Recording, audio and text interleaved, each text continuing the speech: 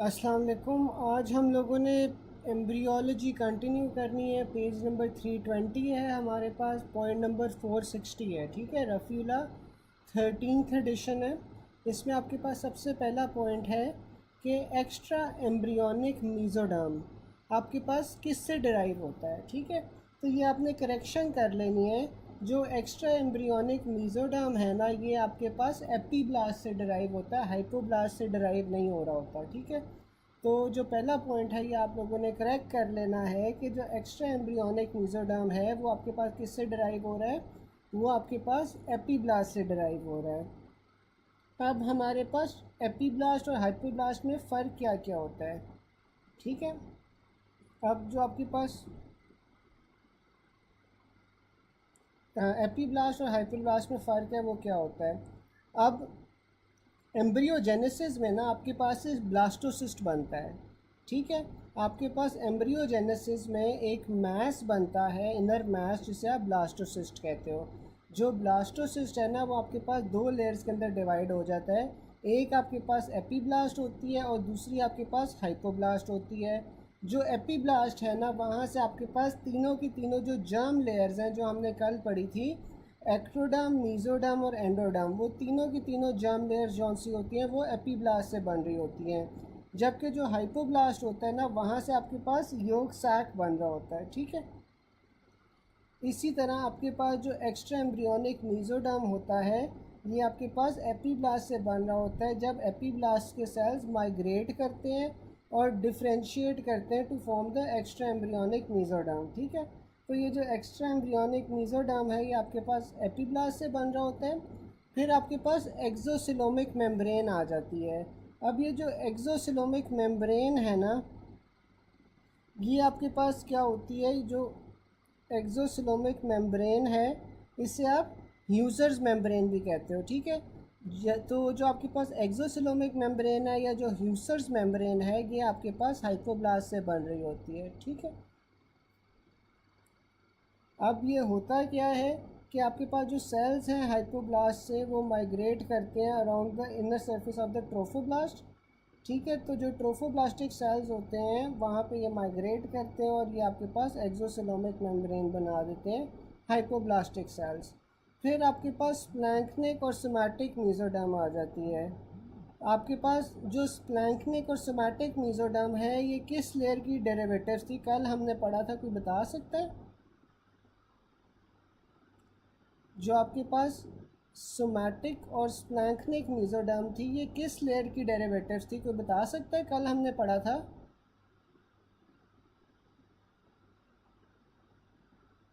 Mesoderm की कौन सी layer की डॉक्टर साहिबा। मीज़ोडर्म की तो थी, मीज़ोडर्म की हमने फिर तीन जौन सी है वो डिविजन्स फर्दर पढ़ी थी।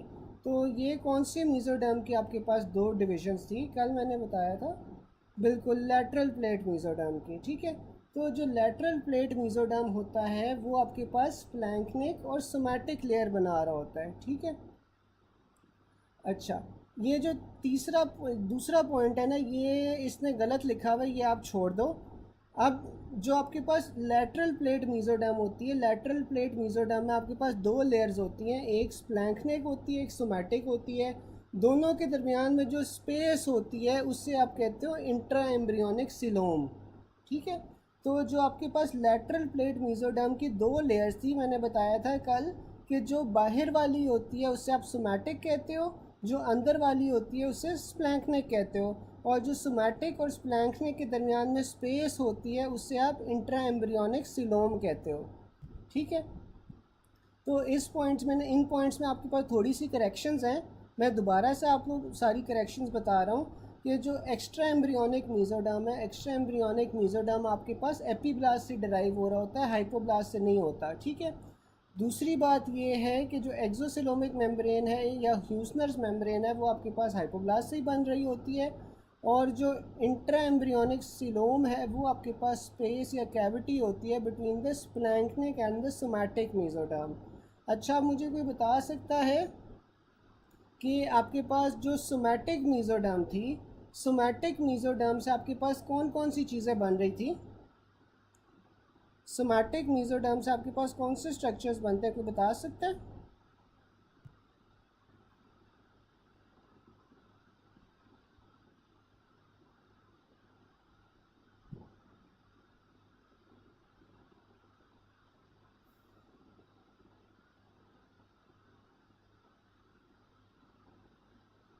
सोमैटिक मेसोडर्म से कौन से स्ट्रक्चर्स बन रहे थे?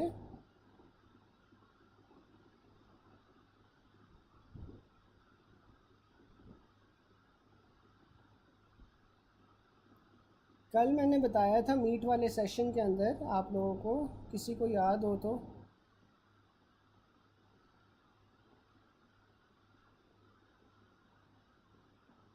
किसी को भी याद नहीं है? बिल्कुल, लिम्स बनते हैं, लिम्स बनते हैं और साथ में आपके पास लैटरल बॉडी वॉल बनती है, ठीक है। जो आपके पास लैटरल प्लेट मेसोडर्म होते हैं उसकी आपके पास जो सोमैटिक लेयर है वहाँ से आपके पास लिम्स बनते हैं और लैटरल बॉडी वॉल्स बनती हैं। और जो स्प्लैंक्निक लेयर होती है, स्प्लैंक्निक लेयर से क्या बनता है? बिल्कुल, मेम्ब्रेनस मेसोथीलियम भी बनती है। और जो आपके पास ये स्प्लैंक्निक लेयर होती है, स्प्लैंक्निक लेयर से क्या बन रही होती हैं चीज़ें?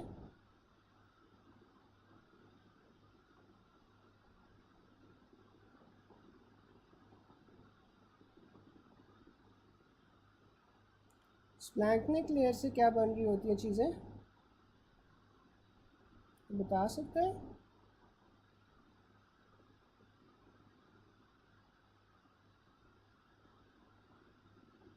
गैस क्या हो गया, कल तो मैंने बताया था इतनी डिटेल से। बिल्कुल, इससे जीआईटी बनता है, ठीक है, इससे जीआईटी या गट वॉल बनती है। अच्छा, अब आपके पास इन दोनों के दरमियान जो कैविटी होती है उससे आप इंट्रा एम्ब्रियोनिक सिलोम कहते हैं, ठीक है। अच्छा, मुझे कोई बता सकता है कि एक और स्ट्रक्चर हमने पढ़ा था, इंटरमीडिएट मेसोडर्म। तो इंटरमीडिएट मेसोडर्म से क्या बन रहा था, कोई बता सकता है? इंटरमीडिएट मेसोडर्म से क्या चीज़ें बनती हैं?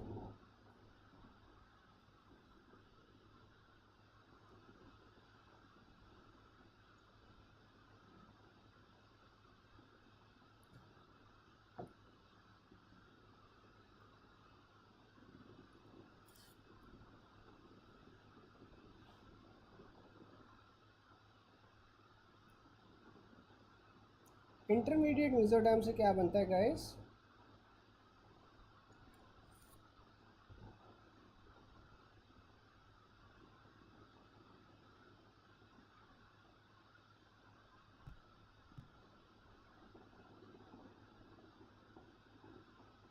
बिल्कुल, यूरोजेनिटल जो आपके पास रीनल सिस्टम होता है और जो जेनिटल सिस्टम होता है वो सारा का सारा आपके पास इंटरमीडिएट मेसोडर्म से बन रहा है।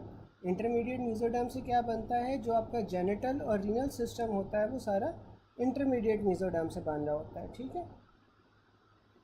फिर आपके पास आ जाता है जो आपके पास जर्म लेयर्स हैं, जर्म लेयर्स के आपके पास डेरिवेटिव्स आ जाते हैं। कल हमने पढ़ा था कि सेकेंड वीक के अंदर आपके पास बाइलैमिनर जर्म डिस्क होती है और फिर थर्ड वीक के अंदर आपके पास क्या होती है, ट्राइलैमिनर जर्म डिस्क होती है। जो ट्राइलैमिनर जर्म डिस्क है उसकी आपके पास 3 लेयर्स होती हैं। आपके पास एक्टोडर्म होता है, मेसोडर्म होता है और एंडोडर्म होता है, ठीक है। अब डॉक्टर मोहम्मद, अगर आपको आवाज़ लो आती है ना तो आप लोग हेडफोन्स लगा लिया करो, ठीक है, क्योंकि यूट्यूब पे सारों को आवाज़ ही लो आती है जनरली, तो आप हेडफोन्स लगा लिया करो। पिछले वाले बैच वाले भी यही करते थे कि वो हेडफोन्स लगा के फिर सुनते थे, ठीक है। अच्छा है, तो अब आपके पास ट्राइलैमिनर जर्म डिस्क एक आ गई है।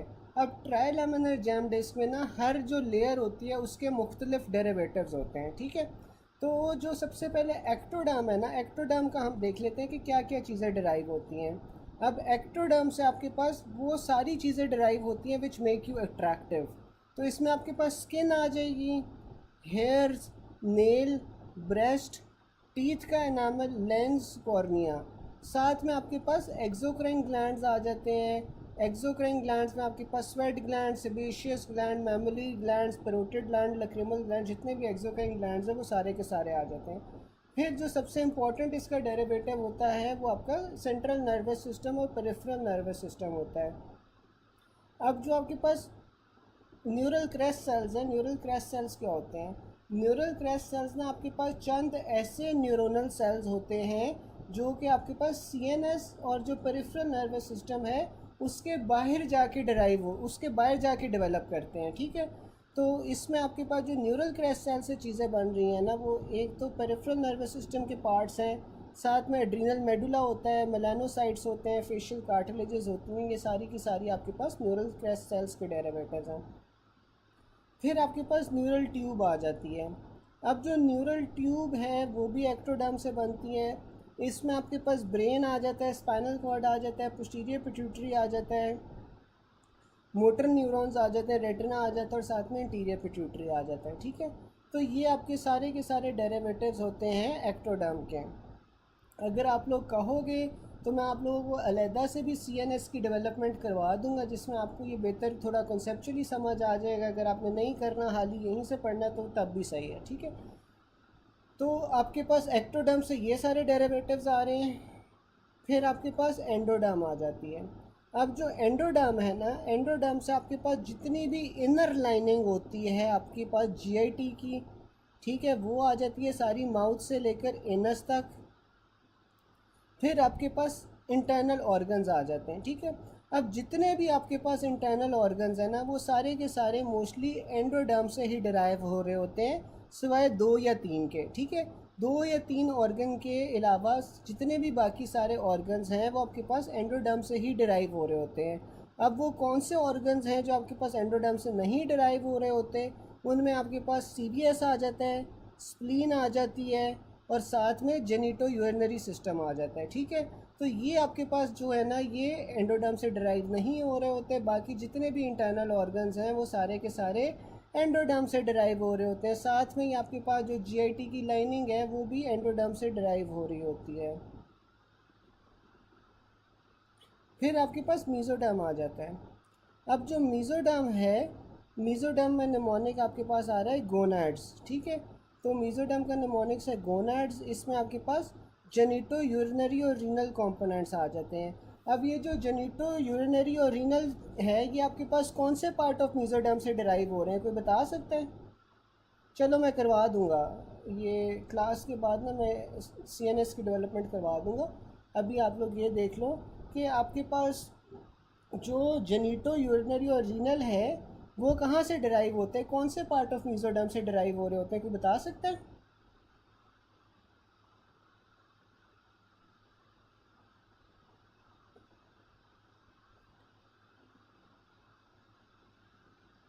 जो आपके पास जेनिटो यूरिनरी और रीनल है वो कौन से पार्ट ऑफ मीज़ोडर्म से डिराइव हो रहे हैं, कोई बता सकता है?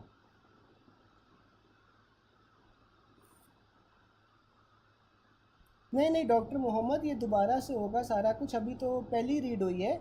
ये हम 2 से 3 रीड्स देंगे रफ़ीउल्लाह को, तो आप बेफिक्र रहो। आप जहाँ से आप शुरू किया है ना आपने, वहीं से आपने शुरू करना है। और ये दोबारा 2 से 3 बार दोबारा हम करेंगे, तो परेशान ना हो। बिल्कुल इंटरमीडिएट मीज़ोडर्म से, ठीक है। तो इंटरमीडिएट मीज़ोडर्म से आपके पास ये जेनिटो यूरिनरी और रीनल सिस्टम आ जाता है, ठीक है। फिर बाकी अदर्स में आपके पास आ रहा है मसल, बोन, कनेक्टिव टिश्यू, साथ में serous lining of body cavities, cardiovascular system और साथ में पैरेन्काइमा, ठीक है। तो मैंने आपको बताया था कि चंद ऑर्गन्स ऐसे हैं जो एंडोडर्म से नहीं डिराइव हो रहे होते। उसमें से एक कार्डियोवास्कुलर सिस्टम भी होता है, ठीक है। जो कार्डियोवास्कुलर सिस्टम है वो आपका मीज़ोडर्म से डिराइव हो रहा होता है।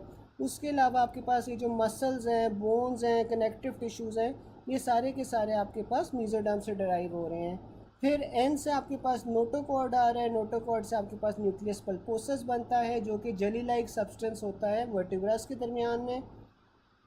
फिर आपके पास एड्रीनल कॉर्टेक्स आ जाता है। अब जो एड्रीनल कॉर्टेक्स है वो आपके पास कहाँ से आ रहा है? मीज़ोडर्म से आ रहा है। अच्छा, अगर मैं पूछूं कि एड्रीनल मेडुला कहाँ से आ रहा है, तो एड्रीनल मेडुला कहाँ से आ रहा है, कोई बता सकता है? एड्रीनल मेडुला कहाँ से आएगा?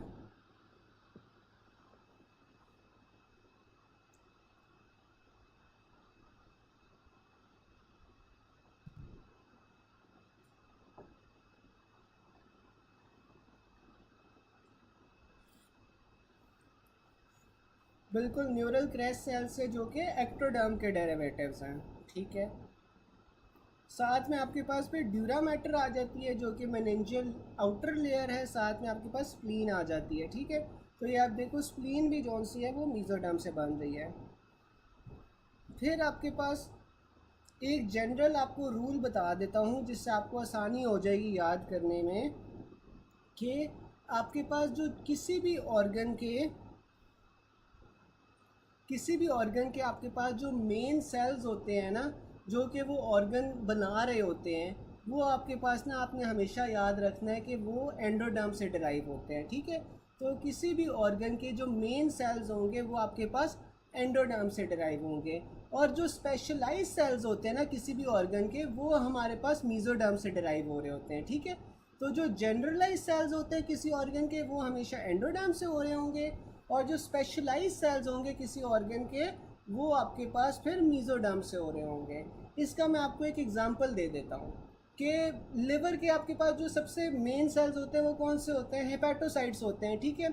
अब हेपेटोसाइट्स कौन से जो हैं वो किस से डराइव हुए होंगे, किस जर्म लेयर से डराइव हुए होंगे, आप लोग चैट बॉक्स में बता सकते हो कि फिर हेपेटोसाइट्स जो से वो किस जर्म लेयर से डराइव हुए होंगे।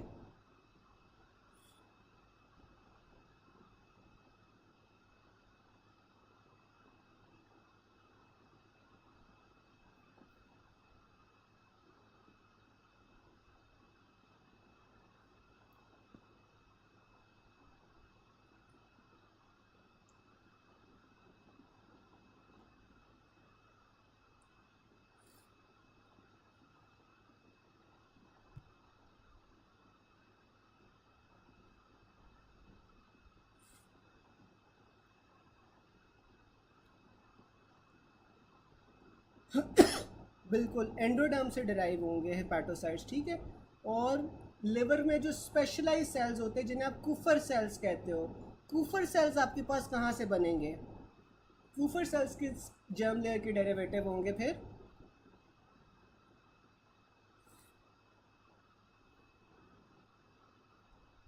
कुफर सेल्स आपके पास कहाँ के डेरिवेटिव्स होंगे।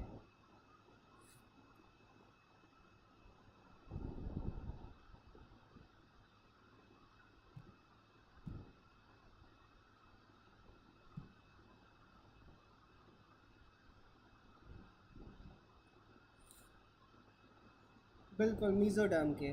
इसी तरह आप ब्लैडर ले लो। अब ब्लैडर में आपके पास मेन एपिथीलियम को, जो पूरा का पूरा ब्लैडर होता है, ब्लैडर जौन सा है ना वो आपके पास एक सेकंड, ये हाँ कुफर सेल्स मीजोडर्म से होते हैं, ये आगे जाके हम पढ़ते हैं बाकी फिर। अच्छा, अब जो थायराइड फॉलिकल्स है ना, थायराइड फॉलिकल्स भी आपके पास एंडोडर्म से डिराइव हो रहे होते हैं, ठीक है। थायराइड ग्लैंड का ओरिजिन आपके पास एंडोडर्म होता है। जितने भी आपके पास बाकी ऑर्गन्स होंगे ना, बाकी आपके पास जितने भी ऑर्गन्स होंगे वो आपके पास सारे के सारे एंडोडर्म के डेरिवेटिव्स होते हैं, सिवाय सीवीएस के, स्प्लीन के और जेनिटो यूरिनरी के, ठीक है। अब आपके पास जो पैराथायराइड होगा वो भी एंडोडर्म का डेरिवेटिव होगा, हेपेटोसाइट्स जौन से वो एंडोडर्म के डेरिवेटिव्स होंगे, जबकि कुफर सेल्स जौन से हैं वो मीजोडर्म के डेरिवेटिव्स होंगे। जो लिवर होता है उसमें आपके पास मेनली इम्यूनिटी क्यों होती है, कुफर सेल्स की वजह से। In liver what develops from endoderm of the ventral foregut, तो एंडोडर्म से आपके पास हेपेटोसाइट्स डिराइव हो रहे होते हैं। अब जो सलाइवरी ग्लैंड्स हैं, सलाइवरी ग्लैंड्स में आपके पास एक्टोडर्म और एंडोडर्म दोनों आ जाती हैं, ठीक है। अब जो सलाइवरी ग्लैंड है ना वो मेनली तो आपके पास जौन सा होता है वो एक्टोडर्म से आ रहा होता है, ठीक है। लेकिन जो उसकी इनर डक्ट लाइनिंग होती है ना, जो उसकी डक्ट की लाइनिंग होती है वो आपके पास एंडोडर्म बना रही होती है। फिर आपके पास एंडोथीलियम ऑफ वजाइना, और साथ में एंडोमीट्रियम जो आपके पास यूट्रस की होती है, वो आपके पास मीजोडर्म और एंडोडर्म दोनों की डेरिवेटिव है। जो आपके पास नेज़ोलैक्रिमल डक्ट होगी वो आपके पास एक्टोडर्म की डेरिवेटिव होगी। जो एपिथीलियम है, एपिथीलियम में आपके पास एक्टोडर्म, एंडोडर्म, मीजोडर्म तीनों आ जाती हैं डिपेंडिंग अपॉन द लोकेशन। जो यूरिनरी सिस्टम है वो हमने पढ़ा था कि वो इंटरमीडिएट मीजोडर्म से डिराइव हो रहा होता है।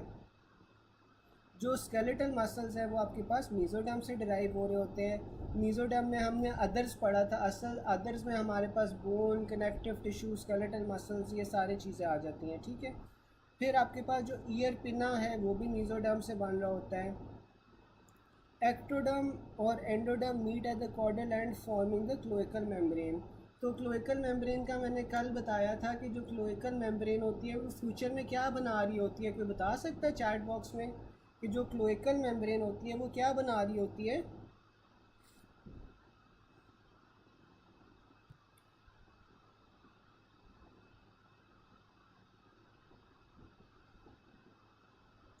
जो क्लोइकल मेम्ब्रेन है वो आपके पास फ्यूचर एनल कैनाल बना रही होती है, एनस बना रही होती है। यहाँ पे आपके पास जो एक्टोडर्म और एंडोडर्म है आपस में मिल रहे होते हैं। Which amongst the following is the neuroectoderm derivative. तो न्यूरो एक्टोडर्म से आपके पास सिलरी एपिथीलियम बनती है। ये जो सिलरी एपिथीलियम है ना, ये भी आपके पास बेसिकली न्यूरल क्रैश सेल से बन रही होती है। जो डॉर्सल रूट गैंग्लिया होते हैं, डॉर्सल रूट गैंग्लिया भी आपके पास जौन सा होता है वो न्यूरल क्रैश सेल से ही बन रहे होते हैं। फिर आपके पास पेरोटिड फेशिया आ जाता है। जो पेरोटिड फेशिया है उसकी थिकनिंग जौन सी है ना पेरोटिड फेशिया की, उससे आप स्टाइलोमैंडिबुलर लिगामेंट कहते हो, ठीक है। तो जो स्टाइलोमैंडिबुलर लिगामेंट होता है वो पेरोटिड फेशिया से बन रहा होता है। पेरोटिड फेशिया की थिकनिंग को ही आप स्टाइलोमैंडिबुलर लिगामेंट कह रहे होते हो। Which one of the following structures in the mouth is derive from ectoderm. तो आपके पास जो एपिथीलियम होती है पेरोटिड ग्लैंड की वो यहाँ से बन रही होती है। फिर स्क्लेरोटोम से आपके पास वर्टिब्रास बन रहे होते हैं। और जो एड्रीनल मेडुला है वो न्यूरल क्रैश सेल से बन रहा होता है। जी बिल्कुल, एयर पिना आपके पास कार्टिलेज होती है ना, आपके पास एयर पिना इलास्टिक कार्टिलेज होती है, तो इस वजह से आपके पास मीज़ोडर्म से बन रही है। बिल्कुल, यहाँ तक किसी को कोई क्वेश्चन हो, यहाँ तक किसी को कोई चीज़ ना समझ आई हो, आगे चलें हम लोग।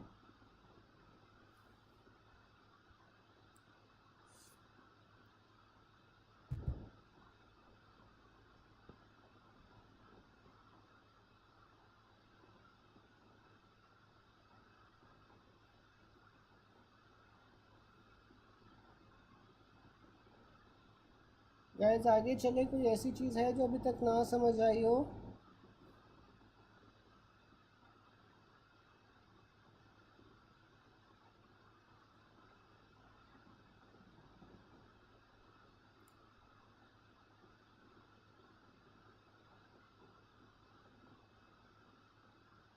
नहीं नहीं, एयर पिना मेनली जौन से ना वो आपके पास कार्टिलेज ही होती है। और कार्टिलेज जौन सी होती है ना, कार्टिलेज जौन सी होती है वो मीज़ोडर्म से ही डिराइव हो रही होती है। इसमें आपने मीज़ोडर्म ही चूज़ करना है, आपने ये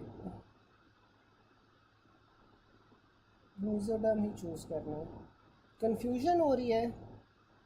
अच्छा मुझे ये आप लोग बताओ कि आपने डबल ए में थ्योरी में ये पढ़ी है डेरिवेटिव्स? डबल ए की थ्योरी में डेरिवेटिव्स पढ़े हैं आप लोगों ने?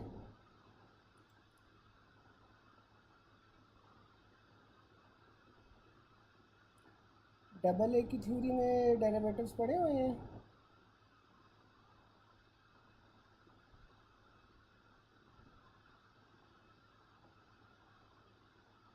जी जी, पूरी करनी है आज एम्ब्रियो। तो वहाँ से भी नहीं आपको याद हुए? चलो ऐसा है कि ये ना अभी हम ये हम जौन से ना मीट के सेशन में फिर ऐसा करते दोबारा से डिस्कस कर लेंगे। मैंने कोशिश की थी कि आपको अभी ही थोड़ा डिटेल में बता दूं ताकि आपको याद हो जाए, लेकिन अगर नहीं याद हो रहा तो फिर हम जो मीट का सेशन है ना वो थोड़ा इंटरेक्टिव होता है, तो उसमें जौन सा ना हम दोबारा से याद करने की कोशिश कर लेते हैं सारी चीज़ें, ठीक है। कोई बात नहीं, कोई बात नहीं, हो जाएगा, आप बेफिक्र रहो। अभी ना जितना हो गया सही है। ये ना अभी हम मीट का सेशन दोबारा से करेंगे, उसमें अभी हम ना दोबारा से ये डिस्कस कर लेंगे डेरिवेटिव्स, ठीक है। अभी हम आगे चलते हैं। अब मुझे आप लोग बताओ कि अभी हमने पढ़ा था कि जो एड्रीनल कॉर्टेक्स होता है एड्रीनल कॉर्टेक्स कहाँ से डिराइव हो रहा था? मीजोडर्म में। मीजोडर्म का हमने क्या निमोनिक याद रखा था? गोनैड्स हमने निमोनिक याद रखा था मीजोडर्म का, ठीक है। तो इसमें आपके पास जौन सा है, जो एड्रीनल कॉर्टेक्स है वो आपके पास मीजोडर्म से बन रहा था, जबकि जो एड्रीनल मेडुला है, एड्रीनल मेडुला आपके पास न्यूरल क्रेस्ट सेल से बन रहे थे। अब आपके पास बाइकॉर्नुएट यूट्रस आ जाता है, is associated with pathology in the kidney. चलो कर लेंगे हम आराम से ना, वो जो मीट का सेशन होगा ना उसमें कर लेंगे, वो थोड़ा इंटरेक्टिव सेशन होता है तो आपको याद करने में आसानी हो जाएगी। अभी हम कर लेते हैं। अच्छा, मुझे अब ये बताओ कि बाइकॉर्नुएट न्यूक्लियस क्या, यूट्रस क्या होता है? कोई बता सकता है बाइकॉर्नुएट यूट्रस क्या होता है?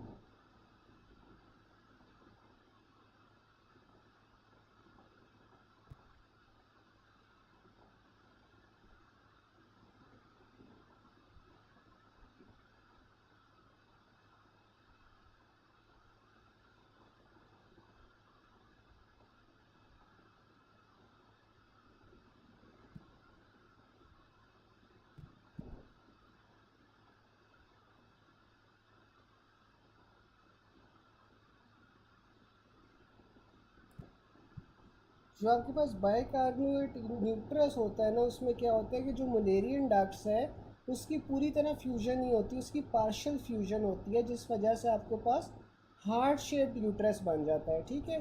तो ये हार्ट शेप्ड यूट्रस जो सा है ना, इसे आप बाइकार्बोनेट यूट्रस कहते हो। ये मैं आपको ग्रुप में तस्वीर भी भेज रहा हूँ इसकी, ठीक है, ताकि आप लोगों को समझ आ जाए।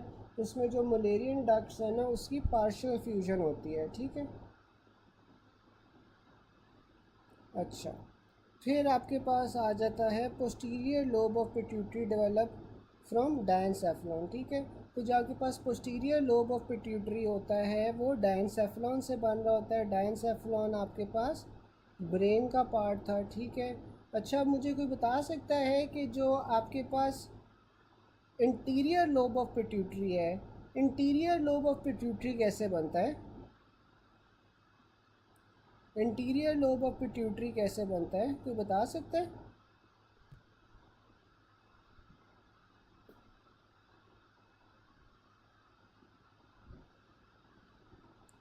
बिल्कुल, रैत की स्पाउट से, ठीक है, रैत की स्पाउट से बनता है।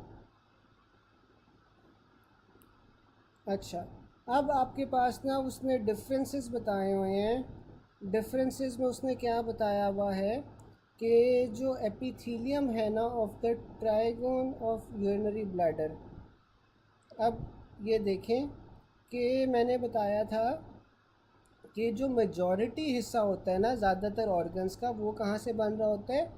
एंडोडर्म से बन रहा होता है, ठीक है। तो जो आपके पास ट्रांजिशनल एपिथीलियम होगी ना, जो मेन एपिथीलियम होती है आपके पास ब्लैडर की, वो आपके पास अगेन एंडोडर्म से डिराइव हो रही होती है।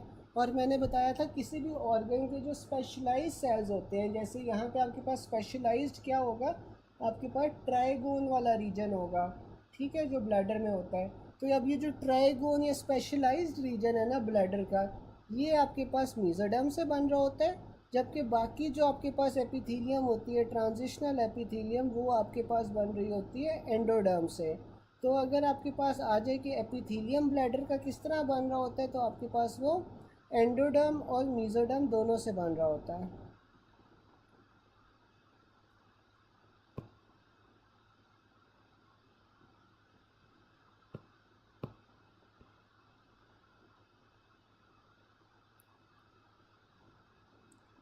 चलो, अब ना ये वाला टेबल है, इस टेबल में ना बहुत सारे लोगों को कन्फ्यूजन होती है, ठीक है।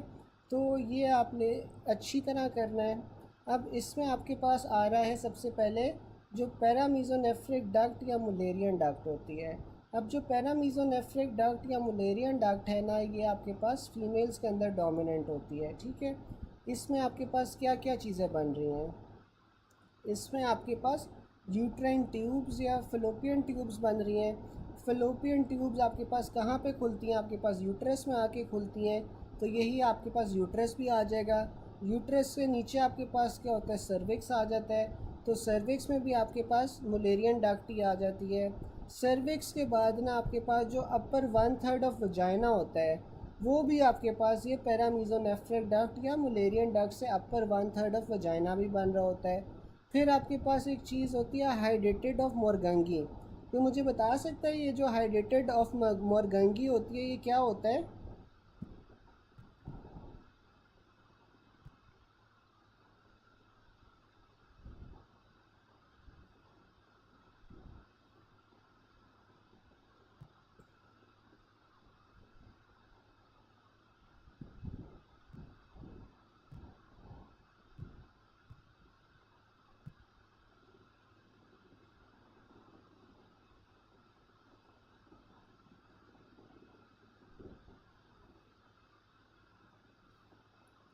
ये आपके पास ना एक हाइड्रेटेड सिस्ट होती है, ठीक है।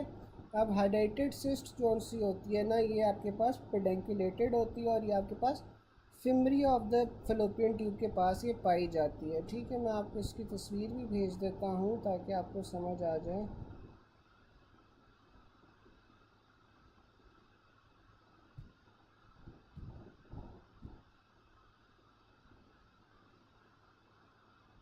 ये आपके पास ना एक पेडेंकुलेटेड सिस्ट होती है जो आपके पास फिमरिया के ऊपर प्रेजेंट होती है। मैं आपको तस्वीर भी भेज रहा हूँ।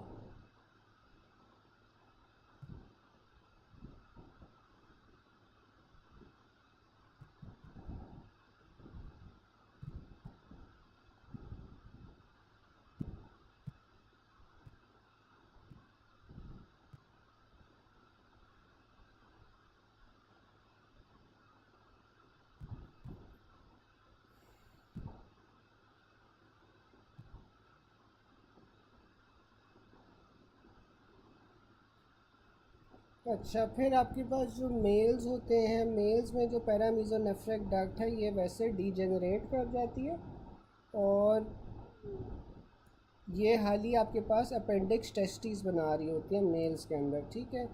फिर आपके पास मीजोनेफ्रिक डक्ट या वुल्फियन डक्ट आ जाती हैं।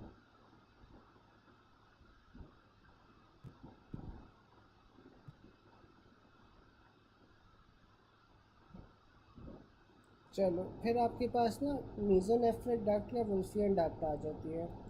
अब जो आपके पास मीजोनेफ्रिक डक्ट या वुल्फियन डक्ट होती है ये आपके पास मेन किस में होती है, ये मेल्स के अंदर जो सी है ना वो डोमिनेट कर रही होती है।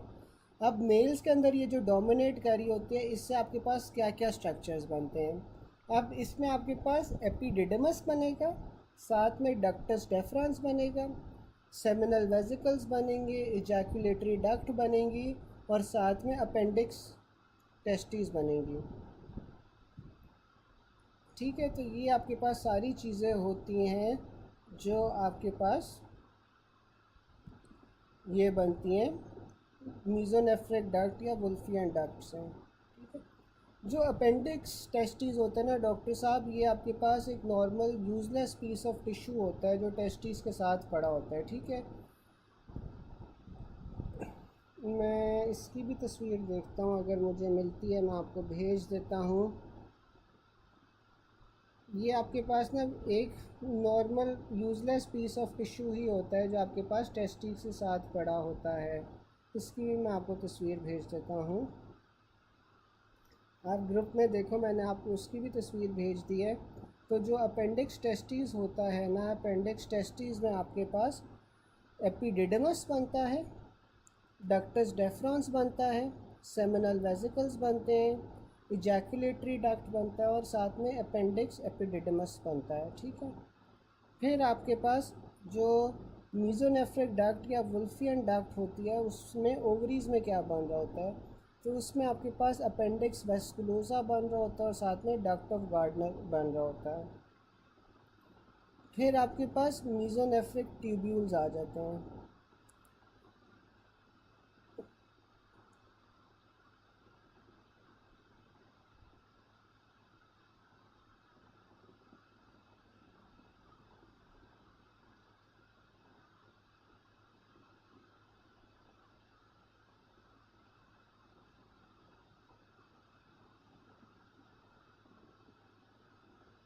जो आपके पास में ये आप क्या पूछ रहे थे, अपेंडिक्स वेस्कुलोसा, जो अपेंडिक्स वास्कुलोसा है ना, ये आपके पास अपेंडेजेस होते हैं जो कि आपके पास स्मॉल पेडेंकुलेटेड वेसिकल्स होते हैं जो आपके पास फिम्ब्रिया में प्रेजेंट होते हैं ऑफ द यूट्राइन ट्यूब। ठीक है, तो ये जो अपेंडिक्स वास्कुलोसा है ना, ये आपके पास, एक सेकंड इसकी भी मुझे देखने दो अगर पिक्चर मिलती है।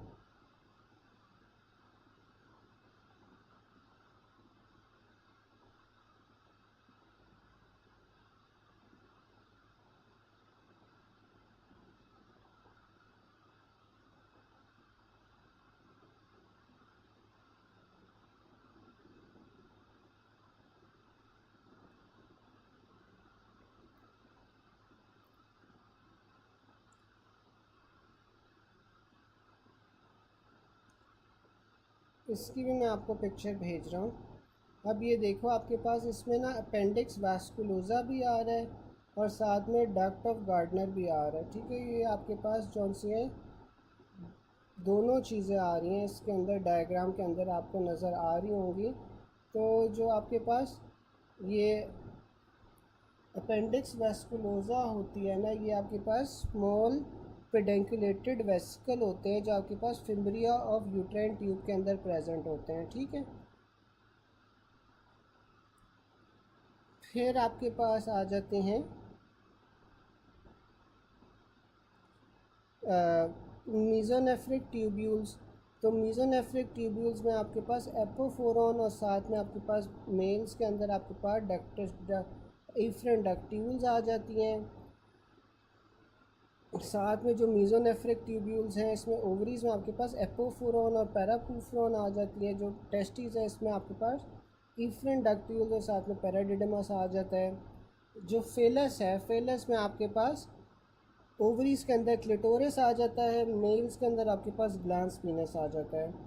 ठीक है, फिर आपके पास जो यूरेथ्रल फोल्ड्स हैं, यूरेथ्रल फोल्ड्स में आपके पास जो ओवरी है उसमें लेबिया माइनोरा है, जबकि जो जेनिटल स्वेलिंग्स हैं, स्वेलिंग्स के अंदर आपके पास टेस्टीज़ में स्क्रोटम है और ओवरीज़ में आपके पास ये फीमेल्स में लेबिया मजोरा है। ठीक है, अगर आप लोगों को अभी याद नहीं हो रहा तो मैं आपको ना इसका याद करने का तरीका भी मीट वाले सेशन के अंदर बता दूंगा। ठीक है, जिससे आपको आसानी हो जाएगी याद करने में।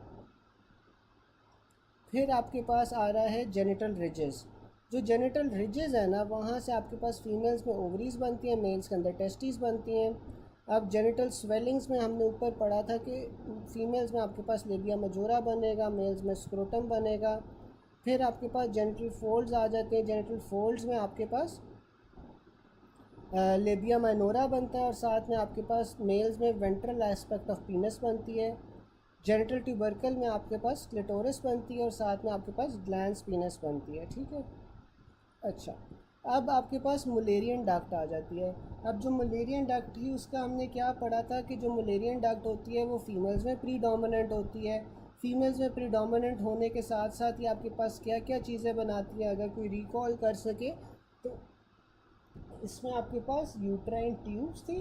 यूट्राइन ट्यूब्स के साथ साथ आपके पास यूट्रस आ जाता है। यूट्रस के बाद आपके पास सर्विक्स आ जाता है और सर्विक्स के बाद कोई मुझे बता सकता है वजाइना का कौन सा पार्ट इसमें बनेगा मुलेरियन डक्ट से, अपर वजाइना बनेगा या लोअर वजाइना बनेगा? क्योंकि देखो जो यूट्रस है, सर्विक्स है, इसके साथ upper part of vagina associated होना चाहिए या लोअर पार्ट एसोसिएटेड होना चाहिए, कोई बता सकता है? बिल्कुल अपर पार्ट होगा। ठीक है, तो फिर अपर 1/3 ऑफ वजाइना आपके पास कहाँ से बन रही है? वो आपके पास पैरामीजोनेफ्रिक डक्ट से बन रही है। An 18-year-old girl with bicornuate nucleus which of the following abnormality. तो आपके पास बाइकॉर्नुएट न्यूक्लियस में क्या होता है कि जो पैरामीजोनेफ्रिक डक्ट्स है वो आपस में सही तरह फ्यूज़ नहीं करती, वो पार्शली फ्यूज़ करती हैं, जिस वजह से आपके पास एक हार्ट शेप्ड यूट्रस बनता है। ठीक है, फिर आपके पास आ रहा है an 18-year-old girl having secondary sexual characteristics and having bicornuate nucleus। तो आपके पास ये क्यों है? पैरामीजोनेफ्रिक डक्ट की वजह से। फिर आपके पास आ जाता है counter part of mesonephric duct in males. तो मेल्स में आपके पास जो मीजोनेफ्रिक डक्ट थी वो आपके पास क्या क्या चीज़ें बना रही थी? वो आपके पास सेमिनल वेजिकल्स बना रही थी, डक्टस डेफरंस बना रही थी, जी जी, मैं इसके बाद रिपीट कर देता हूँ। वैसे मैं ना आपको जो मीट वाला सेशन होगा ना क्लास के बाद, उसमें ये सारी याद करने के लिए भी थोड़े ट्रिक्स और टिप्स बता दूंगा, ठीक है, परेशान नहीं होना आपने। फिर आपके पास counterpart of Mullerian duct आ जाता है। अब जो मलेरियन डक्ट है उसमें आपके पास क्या बनता है, मलेरियन डक्ट में आपके पास सेमिनल कॉलिकुलस बनता है। सेमिनल कॉलिकुलस क्या होता है, कोई बता सकता है मुझे? सेमिनल कॉलिकुलस क्या होता है?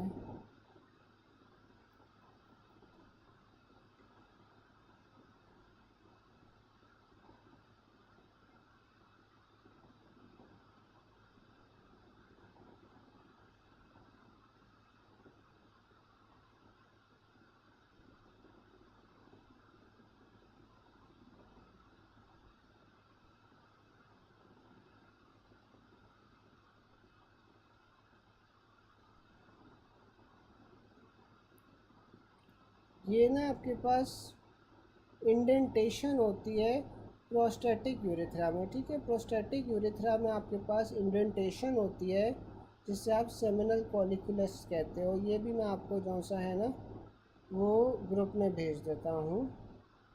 यहाँ पे आप देख सकते हो, आपको सेमिनल कॉलिकुलस भी नज़र आ रहा है, ठीक है। अब ये जो सेमिनल कॉलिकुलस है ये आपके पास काउंटर पार्ट है मुलेरियन डक्ट का।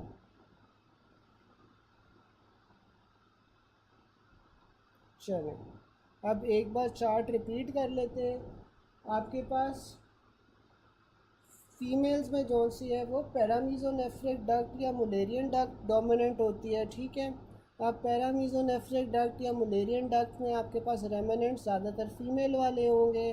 इसमें यूट्राइन ट्यूब्स आ जाती हैं, यूट्रस आ जाता है, सर्विक्स आ जाता है, साथ में हाइड्रेटेड ऑफ मोगंगी आ जाती है। मेल्स के अंदर आपके पास हाली अपेंडिक्स टेस्टिस आएगी। बाकी जो आपके पास पैरामीजोनेफ्रिक डक्ट होती है वो डीजेनरेट कर जाती है।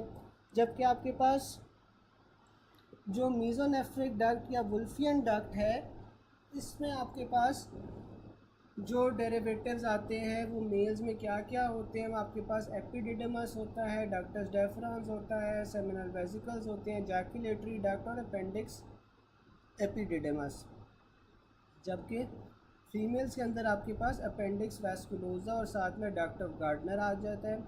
फिर आपके पास मीज़ोनेफ्रिक ट्यूब्यूल्स आ जाते हैं। जो मीज़ोनेफ्रिक ट्यूब्यूल्स हैं इसमें ओवरीज़ में आपके पास एपोफोरॉन और पैराऊफ्रॉन आ जाती हैं। जबकि मेल्स के अंदर आपके पास जौन सा है वो इफ्रेंट डक्ट्यूल्स और पैराडिडमस आ जाएगा। जो फेलस होता है, फेलस में आपके पास ओवरी में क्लिटोरस आ जाएगा।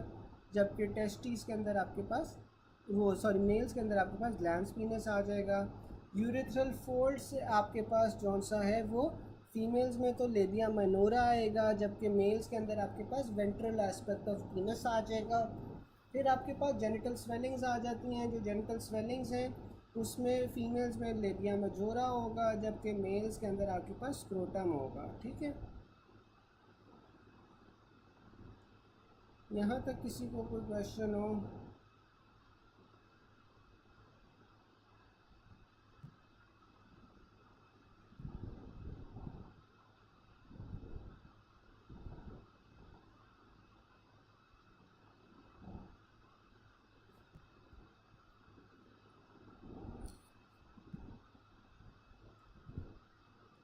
यार जो आपके पास एपोऊफ्रॉन और पैराऊफ्रॉन है ना, ये आपके पास रेमिनेंट्स होते हैं वुल्फियन डक के, ठीक है। वुल्फियन डक के आपके पास बेसिकली ये रेमिनेंट्स होते हैं, ठीक है। या फिर आपके पास जो मीज़ोनेफ्रिक ट्यूब्यूल्स है ना, मीज़ोनेफ्रिक ट्यूब्यूल्स के आपके पास ये रेमिनेंट्स होंगे। इसमें आपके पास होता क्या है कि जो एपोफ्रॉन है ना वो आपके पास ब्रॉड लिगामेंट के अंदर होता है, ठीक है। ब्रॉड लिगामेंट में आपके पास होता है, इसमें आपके पास छोटे छोटे ट्यूब्यूल्स होते हैं और साथ में एक डक्ट होती है जिसे आप डक्ट ऑफ ऊफ्रॉन एपीऊफ्रॉन कहते हो, ठीक है। और फिर जो पैराऊफ्रॉन होता है वो आपके पास मीज़ोसैल्पिंग्स में होता है। अब जो मीज़ोसैल्पिंग्स है वो आपके पास क्या होता है, वो आपके पास जो क्या नाम है ओवेरियन, ये सॉरी फेलोपियन ट्यूब्स है ना, फेलोपियन ट्यूब्स और ओवरी के दरमियान में जो ब्रॉड लिगामेंट होता है उससे आप मीज़ोसल्पिंक्स कहते हो। यहाँ पे आपके पास कौन सा होता है, वो पैराओफ्रॉन होता है। मुझे इसकी भी तस्वीर देखने दो, अगर मुझे मिलती है मैं आपको भेज देता हूँ।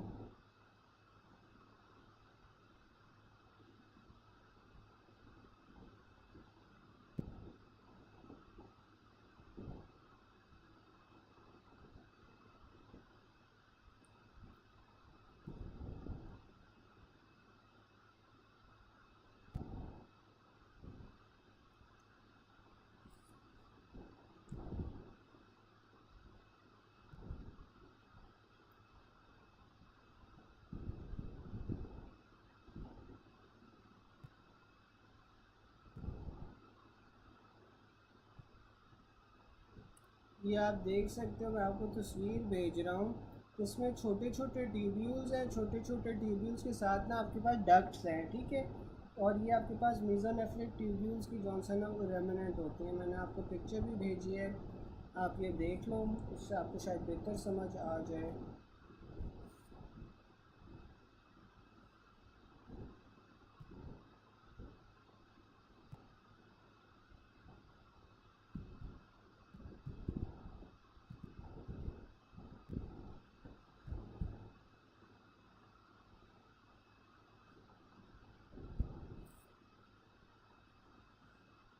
वेंट्रल एस्पेक्ट ऑफ पीनस होती है ना, जो जेनिटल फोल्ड्स बना रहे होते हैं, जेनिटल फोल्ड्स आपके पास वेंट्रल एस्पेक्ट ऑफ पीनस बना रहे होते हैं। डॉक्टर साहब ये लिखा तो है नीचे।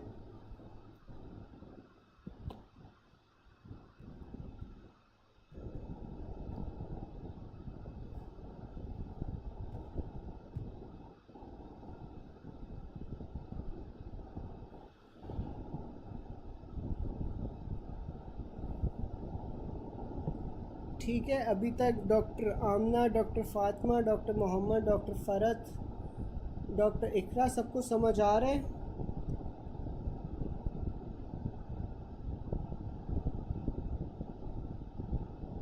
आगे चले।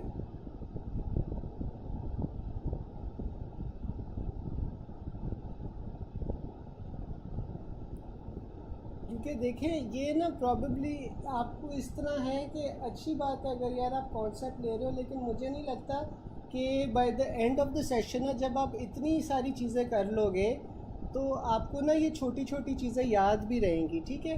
तो अच्छी बात है अगर आप अभी समझ रहे हो, लेकिन at the end of the day ना आपको ये याद ही करना पड़ेगा, ठीक है। तो क्योंकि जब इतना ज़्यादा सिलेबस हो जाएगा ना तब आपके पास ये टाइम नहीं होगा इसे रिवाइज़ करने का, या फिर आपके पास इतना टाइम नहीं होगा कि आपको याद कर सको कि हाँ मैंने ये चीज़ भी पढ़ी थी, ठीक है। तो यार ये जो छोटी छोटी चीज़ें हैं ना वो इस तरह हैं जो आपको ना याद करनी होती हैं। हाँ, जो कंसेप्चुअल चीज़ें हैं जिसके पीछे कॉन्सेप्ट बनता है वो आप ज़रूर समझो, लेकिन यार ये जो छोटी छोटी चीज़ें ना ये आपको याद ही करनी पड़ती हैं इस एग्ज़ाम के लिए, ठीक है। तो ये आपने टेंशन नहीं लेनी, आपने कोई तरीके फॉर्मुलेट करने हैं जिससे आप ना ये चीज़ें याद कर सको, बजाय कि आप इन चीज़ों का कॉन्सेप्ट लो। हाँ, जो कॉन्सेप्ट लेने वाली चीज़ें हैं उसको आप ज़ाहिर है अभी डिटेल से पढ़ो क्योंकि अभी आपके पास टाइम है, लेकिन ये जो छोटी छोटी चीज़ें होंगी ना ये आपको याद भी नहीं रहेंगी और ये जो पेपर में भी एज सच ही आएंगी, ठीक है। उसमें कोई इधर उधर नहीं होगा एग्जामिनर, बिकॉज इसके पीछे कोई ऐसा कॉन्सेप्ट बनता ही नहीं है, ठीक है। जो कंसेप्चुअल चीज़ें होती हैं उसके यहाँ सिनेरियो बेस्ड और अलग अलग किस्म के सवाल आ सकते हैं, लेकिन ये आपको प्योर रट्टे वाले ही सवाल आएंगे जो पेपर में आएंगे, ठीक है। हाँ हाँ, मैं बता दूंगा डॉक्टर मोहम्मद, जब हम सेशन मीट वाला शुरू करेंगे ना उसमें मैं याद करने का तरीका भी बता दूंगा। बाकी आप लोग खुद भी देखो आपको किस तरह आसानी लगती है याद होने में, ठीक है। तो चलें फिर आपके हम ना आगे चलते हैं कि जो काउंटर पार्ट है ना,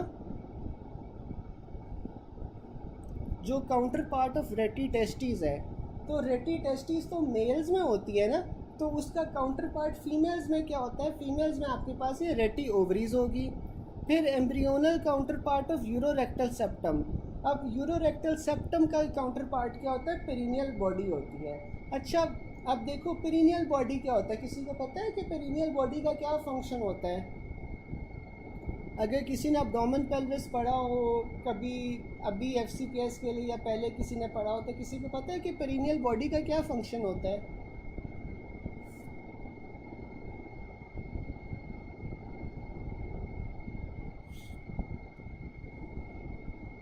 बिल्कुल सपोर्ट करती है।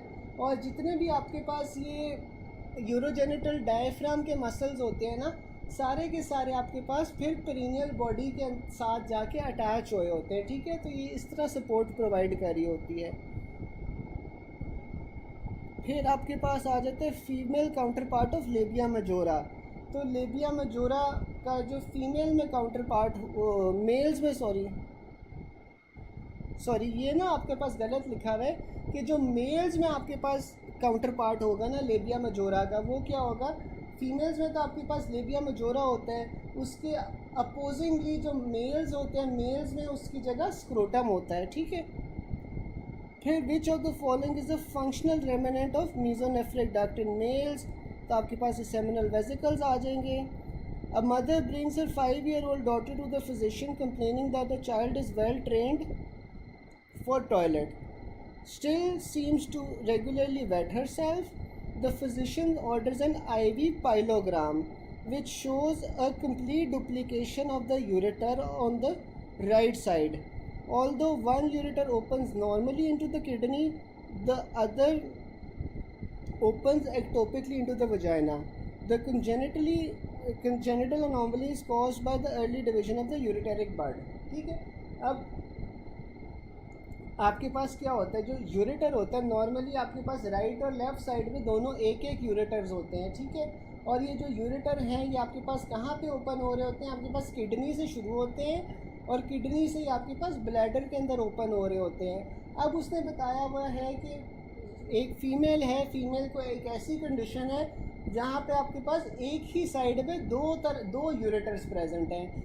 एक जो यूरेटर है वो आपके पास नॉर्मली ब्लैडर के अंदर खुल रहा है, जबकि जो दूसरा यूरेटर है ना वो किडनी से शुरू तो हो रहा है लेकिन वो वजाइना के अंदर खुल रहा है। इसीलिए जौन सा है टॉयलेट ट्रेंड है, लेकिन despite that she is waiting herself. तो इसमें आपके पास क्या होगा, यूरेटेरिक बड की अर्ली डिवीजन होगी। During the development of genital ducts the remnant of Mullerian duct in mails, आपके पास क्या होता है, अपेंडिकुलर टेस्टिस होती है। ह्यूमन एम्ब्रियो में ureteric bud is formed as a part of the outgrowth of from the mesonephric duct, ठीक है। तो जो यूरेटेरिक बड है वो आपके पास किस तरह बन रहा होता है, that is an outgrowth of the mesonephric duct. ये भी अभी हम आगे जाके कर लेते हैं। फिर आपके पास हिपैटोसाइट्स आ रहे थे। अब हिपैटोसाइट्स का मैंने बताया था कि वो एंडोडर्म से बनते हैं, जबकि जो कुफर सेल्स हैं वो आपके पास मीजोडर्म से बनते हैं। Smallest functional unit of liver, तो लिवर आपके पास, लिवर का स्मॉलेस्ट फंक्शनल यूनिट क्या होता है, आपके पास हेपेटिक एसिनस होता है, ठीक है। अब हेपेटिक एसिनस आपके पास हेक्सागोनल शेप्ड होती हैं, ठीक है, और ये आपके पास स्मॉलेस्ट फंक्शनल यूनिट होता है लिवर का। जो ग्लूकोकाइनेज एंजाइम है वो आपके पास हेपेटोसाइट्स के अंदर प्रेजेंट होता है, जो ग्लूकोकाइनेज एंजाइम है। फिर आपके पास ना वेंट्रल मीजोगैस्ट्रियम आ जाती है और डॉर्सल मीजोगैस्ट्रियम आ जाती है, ठीक है। अब जो आपके पास वेंट्रल मीजोगैस्ट्रियम है ना, वो आपके पास क्या होता है कि जितने भी आपके पास लिवर के कनेक्शंस होते हैं ना, लिवर के साथ जो लिगामेंट्स लगे होते हैं और लिवर को बाकी चीज़ों के साथ जोड़ रहे होते हैं, तो वो सारे आपके पास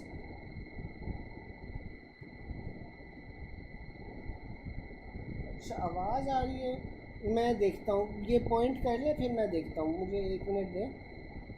अच्छा, फिर हमारे पास ना मैं ये बता रहा था कि वेंट्रल मीजोगैस्ट्रियम आ जाता है और डॉर्सल मीजोगैस्ट्रियम आ जाता है। अब जो आपके पास वेंट्रल मीजोगैस्ट्रियम है ना, उसमें आपके पास वो सारी की सारी चीज़ें होती हैं जो लिवर को किसी और जगह से अटैच कर रही होती हैं, ठीक है। इसमें आपके पास क्या क्या आ जाएगी, फैल्सीफॉर्म लिगामेंट आ जाएगा।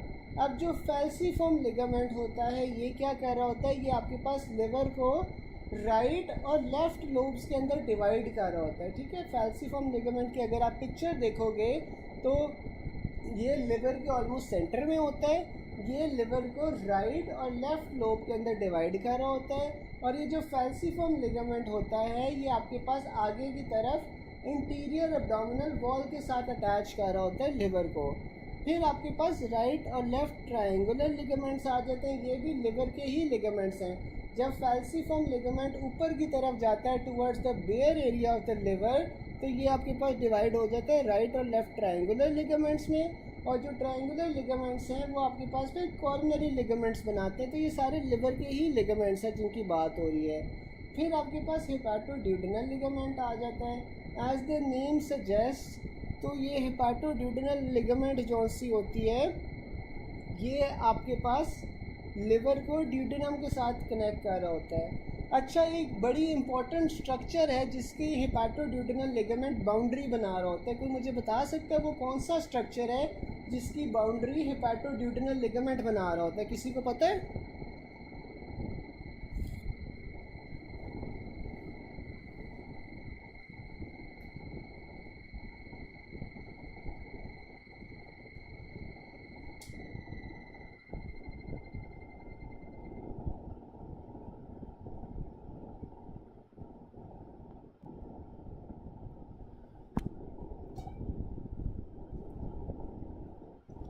तो मुझे बता सकता है कि हेपाटोड्यूडेनल लिगामेंट किस स्ट्रक्चर की बाउंड्री बना रहा होता है?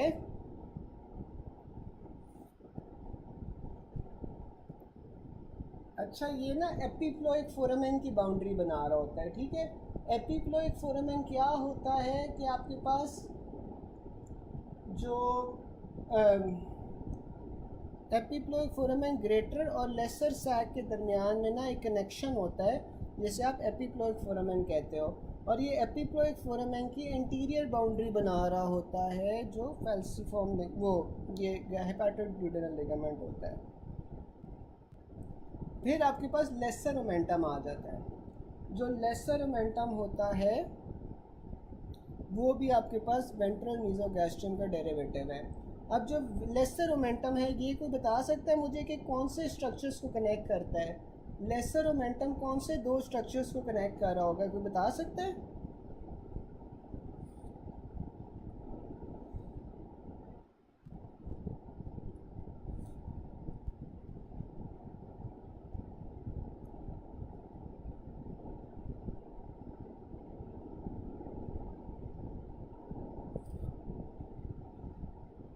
वो मुझे बता सकता है कि जो लेसर ओमेंटम है ये कौन से स्ट्रक्चर्स को कनेक्ट कर रहा है आपस में?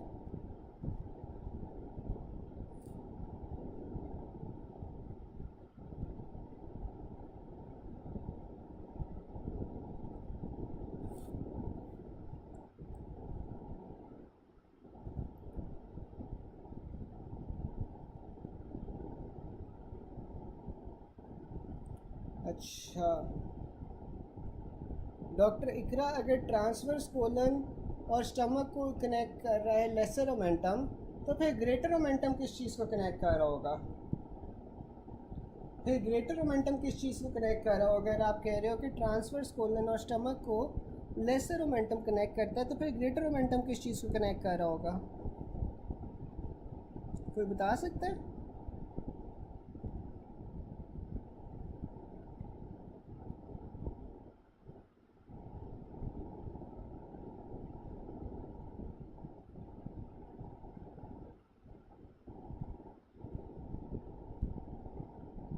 डॉक्टर मोहम्मद, आप कौन सा पॉइंट कह रहे हो?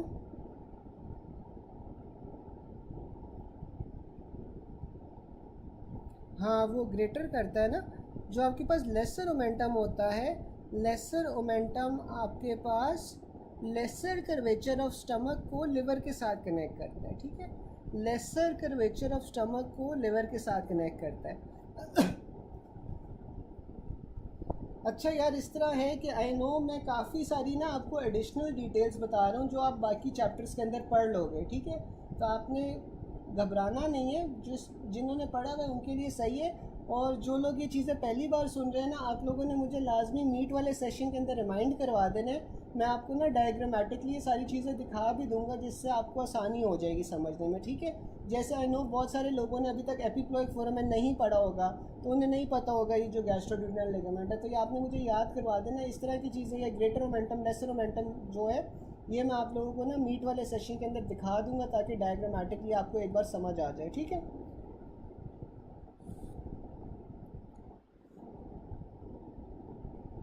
फिर आपके पास ना डोर्सल मीज़ोगैस्ट्रियम आ जाती है। अब जिस तरह वेंट्रल मीज़ोगैस्ट्रियम है, वेंट्रल मीज़ोगैस्ट्रियम आपके पास क्या कर रही थी, लिवर के अटैचमेंट्स को बता रही थी। जो आपके पास फिर डोर्सल मीज़ोगैस्ट्रियम है, डोर्सल मीज़ोगैस्ट्रियम ने आपके पास स्टमक के अटैचमेंट्स को बताना है। तो इसमें आपके पास गैस्ट्रोस्फ्रेनिक लिगामेंट आ जाएगा। जिस तरह द नेम सजेस्ट, जो गैस्ट्रोफ्रेनिक लिगामेंट होगा वो आपके पास स्टमक और डायफ्राम के दरमियान में होगा। गैस्ट्रोस्प्लीनिक लिगामेंट है, ये आपके पास स्टमक और स्प्लीन के दरमियान में होगा, ठीक है। मैं आपको ना बता दूंगा, आप बस नोट करते जाओ। जो चीज़ें आपको डायग्रामेटिकली समझनी है या पिक्चर के साथ समझनी है ना, वो हम मीट वाले सेशन में एक बार देख लेंगे, ठीक है। आपने मुझे याद करा देना है। फिर आपके पास ना लीनोरीनल लिगामेंट आ जाता है। जो लीनोरीनल लिगामेंट है, ये आपके पास स्प्लीन को और किडनी को आपस में कनेक्ट कर रहा होता है। फिर आपके पास ग्रेटर मोमेंटम आ जाता है। जो ग्रेटर मोमेंटम होता है, ये आपके पास फिर जिस तरह डॉक्टर साहिबा ने पहले कहा था, ये ट्रांसवर्स कोलन और साथ में स्टमक को कनेक्ट कर रहा होता है। फिर आपके पास ना जबर्निकुलम टेस्टिस आ जाती है। अब जबर्निकुलम टेस्टिस का क्या रेमिनेंट होता है, स्क्रोटल लिगामेंट। और ये जो जबर्निकुलम टेस्टिस या स्क्रोटल लिगामेंट है, इसका क्या काम था कि आपके पास जो टेस्टिस होती है उसकी डेवलपमेंट कहाँ पे हो रही होती है, उसकी आपकी पोस्टीरियर एब्डोमिनल वॉल में डेवलपमेंट हो रही होती है। और पोस्टीरियर एब्डोमिनल वॉल से ये आपके पास टेस्टिस को खींचता है नीचे टुवर्ड्स द स्क्रोटम, ठीक है। तो ये इसका फंक्शन होता है। जबकि जबर्निकुलम का रेमिनेंट फीमेल्स में क्या होता है, तो आपके पास वो ओवेरियन लिगामेंट होगा। जो ओवेरियन लिगामेंट है, ये आपके पास ओवरीज को कनेक्ट कर रहा होता है लैटरल पेल्विक वॉल के साथ, ठीक है। फिर आपके पास कॉर्पस ल्यूटियम आ जाता है। कॉर्पस ल्यूटियम आपके पास क्या करता है, वो ऑनगोइंग प्रेगनेंसी को मेंटेन करता है ड्यूरिंग द फर्स्ट ट्राइमेस्टर। अब फर्स्ट ट्राइमेस्टर के अंदर आपके पास जो कॉर्पस ल्यूटियम होता है, वो स्टिमुलेट हो रहा होता है बीटा एचसीजी के साथ से, is responsible for the production of estradiol, progesterone and. आज इतना करना है, चलो मुझे देखने दो रह कितना गया है।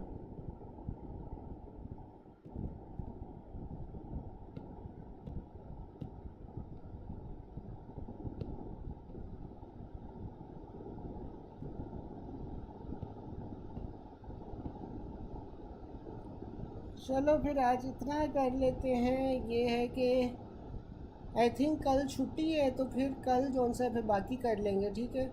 कल I will inform you of the time, probably यही टाइम होगा, फिर भी मैं आपको कंफर्म कर दूंगा। आई थिंक कल स्केड्यूल हाली है, कल स्केड्यूल में कुछ भी नहीं है, तो फिर हम बाकी जो सी एम्ब्रियो फिर कल कर लेंगे, अगर आपके लिए ज़्यादा हो रहा है,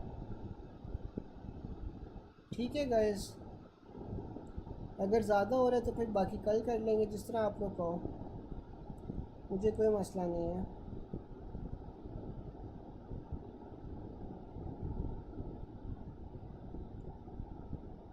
बाकी सारों को कोई मसला तो नहीं है इस चीज़ से कि हम बाकी कल कर लेंगे। फिर मैं अभी 5 मिनट तक मीट का सेशन शेयर कर देता हूँ, जो आज हमने पढ़ा है वो हम समझ ले, ताकि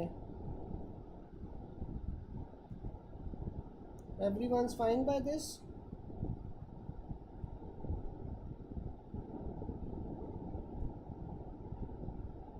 जी जी, मीट का सेशन अभी होगा 5 मिनट तक, ठीक है। चलो फिर ये है कि मैं आपको ना मीट का लिंक शेयर कर देता हूँ 5 मिनट्स तक, फिर हम मीट पे जॉनसन जितना आज पढ़ा है वो समझ लेते हैं, ठीक है। अल्लाह हाफ़िज़।